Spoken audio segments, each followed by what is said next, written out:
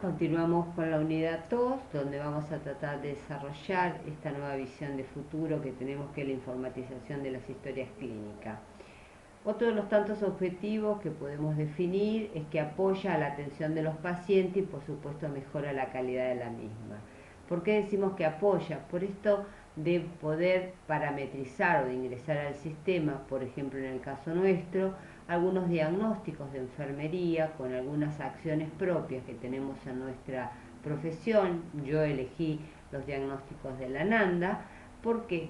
Porque me permite que ante la duda si este es un diagnóstico u otro, el personal de enfermería tiene una base de datos importante ingresada al sistema que les permite seleccionar qué es lo mejor que consideran para ese paciente que está atendiendo y brindándole atención, y por supuesto lo que les permite también es elegir algunas acciones de enfermería que puedan hacer mejor su calidad de trabajo, por eso decimos que mejora la calidad, y por supuesto que el registro tiene otro valor legal también.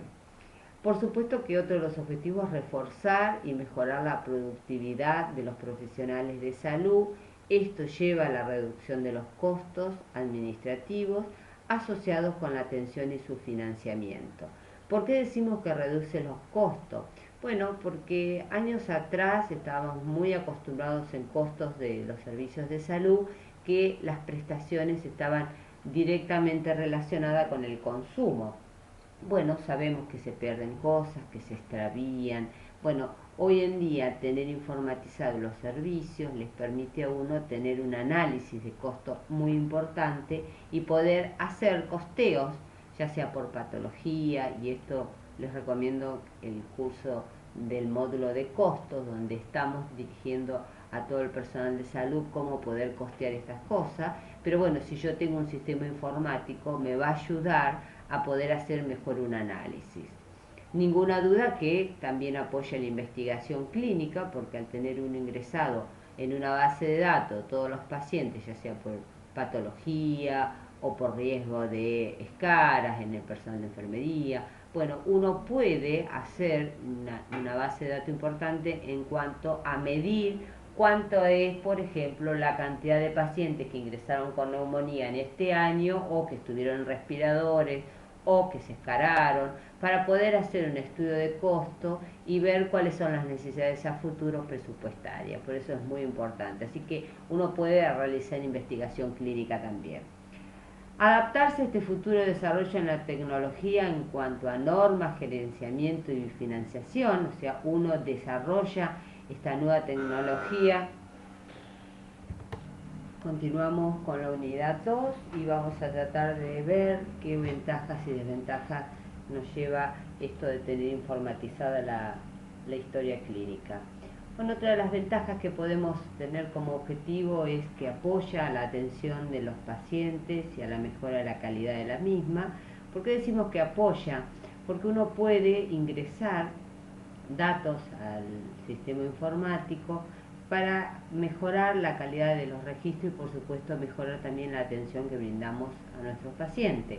¿Por qué? Porque uno puede, en el caso personal, elegido los diagnósticos de enfermería de la ANANDA, donde uno ingresa cuál es el diagnóstico y cuáles serían algunas de las acciones a implementar, y esto hace que el ser humano no tenga que estar poniéndose a pensar qué pongo, qué no pongo, qué hago, qué dejo de hacer. Es una guía. Lo mismo pasa cuando hacen alguna entrevista de ingreso o una anamnesis del personal, que les permite tener una guía, y también lo que les da la informática es que si ustedes no continúan con pasos o campos obligatorios, no les permite seguir avanzando. Entonces, todo esto, ¿qué nos garantiza? Nos garantiza tener un registro adecuado como uno pretende desde el punto de vista médico-legal. Otra de las cosas que tenemos como objetivo en la informatización es reforzar y mejorar la productividad de los profesionales de la salud, por supuesto reduciendo los costos administrativos asociados con la atención y con el financiamiento. ¿Por qué? Porque tener un sistema informatizado me va a poder a mí medir cuáles son los costos derivados de esta actividad, ya sea actividad médica, actividad de enfermería. Si es por patología, uno elige, porque mientras los datos en la computadora están ingresados, me va a permitir a mí poder hacer un análisis de la situación con un costeo de la patología, por ejemplo, para saber si es conveniente o no, y por supuesto esto va a favorecer a la organización en general. Por supuesto que también otro de los objetivos de la investigación clínica te da la posibilidad de proyectar, por ejemplo, si yo veo cuántos pacientes tuvieron en respirador en una terapia intensiva y cuánto es el costo en aquellos que alquilan, me va a permitir hacer un estudio investigativo de cantidad versus calidad versus costo, de qué es conveniente, si seguir alquilando o adquirir un nuevo respirador para la institución, y uno se va equipando. ¿Por qué puedo esto permitir? Porque al tener ingresados los datos de aquellos pacientes que estuvieron con un respirador, tengo un dato real y concreto que me va a permitir costear y ver en cuánto tiempo uno puede amortizar este aparato que es tan importante, tan necesario cuando uno lo necesita en el momento oportuno. Adaptarse a unos futuros desarrollos en cuanto a la tecnología médica, normas y gerenciamiento y finanza, y por supuesto que otro de los objetivos es asegurar la confidencialidad de la información en todo momento. Por eso es que después, más adelante, en otras de las unidades vamos a desarrollar cuáles son las acciones que hacen que uno tenga un ingreso con una clave, para favorecer esto. Bien, ¿por qué decimos visión futuro? Bueno, porque el personal de enfermería formamos parte de este sistema de salud, porque nosotros somos un recurso muy importante que tiene constantemente desafíos y conquistas, y este es uno más, y porque dentro de nuestras competencias la toma de decisiones independiente, por supuesto que basada en la valorización, esto es visión futuro. Nosotros como profesionales de la salud tenemos registros que son muy importantes, y cuanto mejor es el registro, mejor va a ser la información que va a tener la institución, el equipo de salud, mi colega, el equipo médico como cliente y los servicios que lo requieran.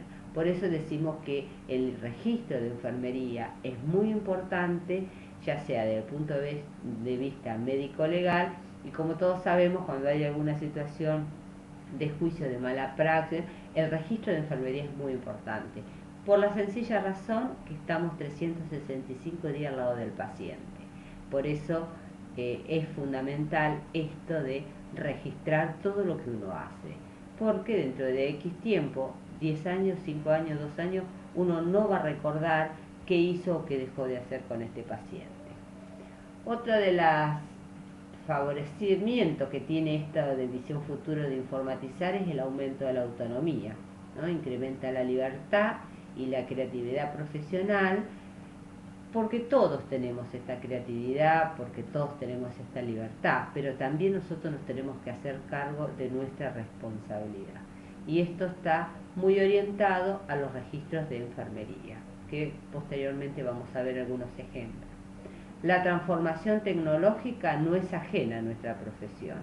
Hoy en día llegan a las instituciones algún respirador nuevo, algún monitor multiparamétrico, y todo el personal acude para poder aprender a manejarlo.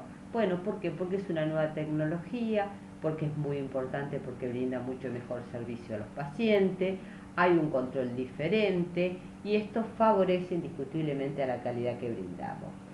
Bien, vamos a ir al marco legal, porque esto es diríamos como el cuco de algunas instituciones o de algunos profesionales, ya sean médicos o de enfermería, que preguntan ¿esto es legal? ¿Hasta cuándo yo puedo hacer o dejar de hacer? ¿Está permitido? Bueno, vamos a ver, porque hay algunas contradicciones jurídicas y vamos a ir desarrollando. Una de las cosas que tenemos en el marco legal es la ley de la firma digital. Esto está con la ley número 25.506. Hoy en día, y gracias al internet y a la informática, uno puede buscar la ley que se refiere a la firma digital, que está sancionada y promulgada desde el año 2001. Hay una contradicción jurídica en la ley 17.132, puntualmente en el artículo 19, inciso 7, donde dice que las prescripciones deben ser manuscritas. Y esto fue sancionada y promulgada en 1967. Obviamente, ¿quién iba a pensar en 1967 que íbamos a tener este avance tecnológico? La realidad es que nadie. Pero esta es la ley de la provincia y existe. Otro de los aspectos que tenemos en el artículo 3 de la ley 25.506, donde dice: cuando la ley requiera una firma manuscrita, esa exigencia también queda satisfecha por una firma digital. Este principio es aplicable a los casos en que la ley establece la obligación de firmar o prescribe consecuencias por su ausencia. Acá en la capital federal, que tenemos las leyes de la Ciudad Autónoma de Buenos Aires, tenemos que la Ley Básica de Salud, que es la Ley 153, en el artículo 12, inciso T, dice: establece el sistema de información básica y uniforme de salud. O sea, ya empieza a hacer referencia. En la ley 1815 establece contenidos y objetivos del sistema informatizado básico y uniforme de salud, llamándolo Registro Único de Salud. Como verán, ya existen leyes en la actualidad donde hace referencia. También tenemos en la provincia de Entre Ríos un proyecto de ley salud donde dice: desarrollar un mecanismo de información básica, uniforme y completa para todo el sistema, implementando la utilización gradual de la historia clínica única tanto en el subsector estatal como en el privado. Esto fue en la sesión del 2 de septiembre del 2008. O sea, como verán, ya empiezan todas las provincias también a admitir esto. Bueno, ¿qué es esto de la firma electrónica? Una firma hecha con un certificado que no haya sido emitido por una autoridad certificación de licencia. O sea, uno necesita, esto es una forma de poder firmar y estar con la validez legal. Otra forma, y no tan costosa, es la password o un número de PIN utilizado como autenticación, y la otra opción es un tono o un pulso telefónico. En realidad, lo que quiere decir desde el punto de vista legal es que el que emite debe probar su autenticidad. Bueno, como toda computación y como todo sistema informatizado, es un proceso donde uno valida la documentación que emite. Hay una computación, hay una password para poder ingresar, uno tiene una clave, es personal, es intransferible. Esto hace que se firme un documento que puede ser a través de la firma digital, y en caso de no tener, por una cuestión de costo, que en general es lo que le pasa a las empresas, bueno, se hará una impresión y se firmará. ¿Quiénes emiten la firma digital? Bueno, son autoridades donde certifican la licencia, ¿no?, que pueden ser empresas o algún organismo público. Consta de un certificado digital con una clave pública y una clave privada. Y el documento firmado digitalmente es encriptado mediante claves. Se invierte el peso de la prueba, quien la niega debe probar que es falsa. Esto lo vamos a ver ahora, qué es esto de tener encriptados. Vamos a algunos aspectos que son necesarios que tengan la informatización. Debe ser inviolable. Autoría, confidencialidad, secuencialidad, temporalidad, disponibilidad, integral, durabilidad, transportabilidad e impresión. Estos son los requisitos que tiene que tener cualquier sistema informatizado. Ahora vamos a analizar cada uno de ellos, qué significa. Inviolabilidad es que sea imposible de adulterar una vez que se hayan ingresado los datos. Ventanas de minuto y correcciones que preservan el texto original agregándolos al final. ¿Por qué decimos esto? Porque bueno, sabemos que en varias ocasiones existen en los registros manuscritos la inviolabilidad de los datos cuando se presentó alguna situación judicial, que esto lleva después, cuando van los juicios a mala praxis, a tener que contratar algún perito legista donde le pueda decir al juez si fue hecho el registro el mismo día, con la misma tinta. Pero bueno, esto de la inviolabilidad es algo que está asegurado en la informática. Autoría, esta es la seguridad, que quien ingresó los datos es quien dice ser. Esto no está permitido, por eso, compartir las claves, y tiene que haber algún método de seguridad que lo permita. La confidencialidad, esta imposibilidad de lectura o sustracción de datos, por eso se dice que se encripta, ¿bien? Y hay una ley del habeas corpus, porque uno no puede dejar de recordar lo que es el secreto profesional, y esto de mantener la confidencialidad. Que esté informatizado no quiere decir que sea público. La secuencialidad se refiere a la imposibilidad de alterar la cronología de los ingresos de los datos. Cuando uno ingresó los datos, lo que le va a dar la computadora es el día, la fecha y la hora y el autor de quien ingresó los datos. Y la temporalidad dice el día y la hora del registro, o sea, el stamping, que es el sellado digital de la fecha. No puede ser esto modificado. Disponibilidad, esta es la garantía de tener el documento en todo momento y en el lugar donde uno lo requiere. La integridad es la protección de adulteración por ingresos diferidos o por virus informáticos. Esto implica la generación de backup y de copias de seguridad en forma periódica, que cada una de las empresas decidirá cómo lo va a hacer.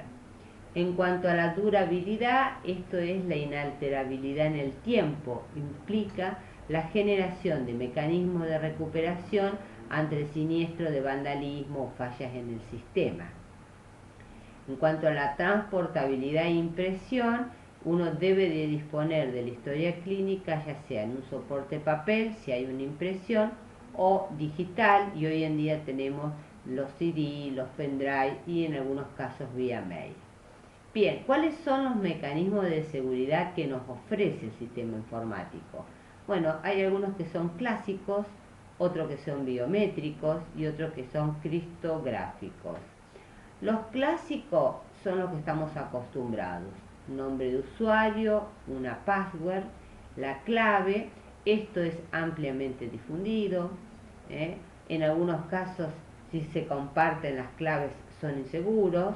Y el backup tiene que ser periódico y entregados a escribanos públicos. Los biométricos son patrones antrométricos, que pueden ser las huellas digitales, el iris, la estructura palmar o facial, y el control de superusuario, o sea, cuál es el nivel de acceso que tiene permitido. Y los encriptados, que les venía hablando hace un poco, son aquellos que se convierten en texto en simbologías ilegibles, ¿no? Recuperables del texto ante alguna necesidad o algún requerimiento.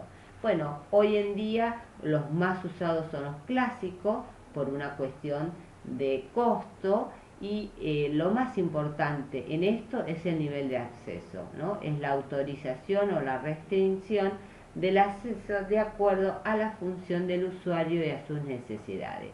Esto le va a permitir que los distintos programas sean utilizados solo por quienes tienen permiso y con el delimitado propósito de dicha licencia. Por eso es muy importante que quienes son jefes de departamento y supervisores o mandos medios, cuál es la posibilidad que tiene de ingresar en una situación o en otra, y esto lo tienen que definir de entrada. Por eso es requerido las reuniones de trabajo en equipo, hasta dónde yo puedo ingresar el inventario de la farmacia, a quién puede. Algunos definen 1 o 2 personas, otros definen más. Bueno, esto es una elección, tiene que ver mucho también con la confianza, pero también tiene que ver que uno puede ir probando cuáles son las necesidades y ampliando con el correr del tiempo. ¿Por qué? Porque a la medida que uno va avanzando y conociendo más el sistema informatizado, se da cuenta de algunas necesidades que tiene y esto es el nivel de accesibilidad, es viable modificarlo en cualquier momento. Bueno, me despido de esta unidad y vamos a continuar en la próxima. Muchísimas gracias.